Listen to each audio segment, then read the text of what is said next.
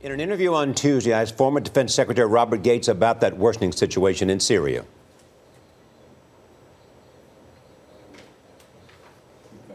Bob Gates. What did he say in that interview? He says it's a very dangerous situation. The chemical weapons worry him and worry everybody else, but be very careful. That's what he talks about. We're going to hear that now. Listen. What should we do? What should we do in Syria if they attempt to move the chemical weapons? Well, I think that based on what the president has said, we would have no alternative to some kind of military response.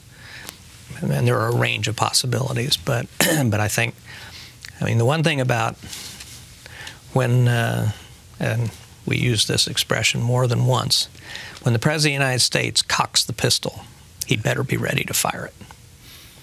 And so a warning of that kind must have consequences if something happens with those chemical weapons. But he has a wide range, I think, of options in that event. Based on everything you know about this president, is he prepared? Oh, yes. No, I think, one of the things about President Obama, he is very tough-minded.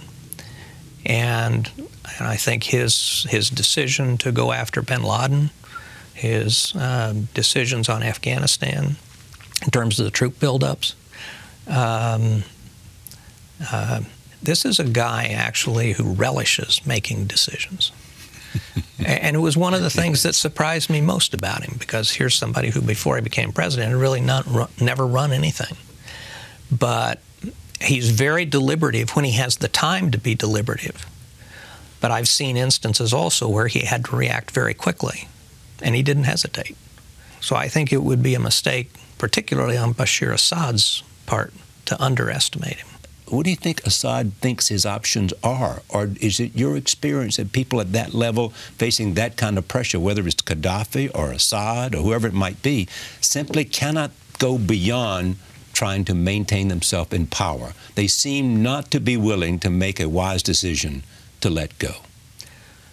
First of all, the Assad family and the Alawite Shia minority in Syria have repressed the Sunni and other religious and ethnic groups in Syria for decades.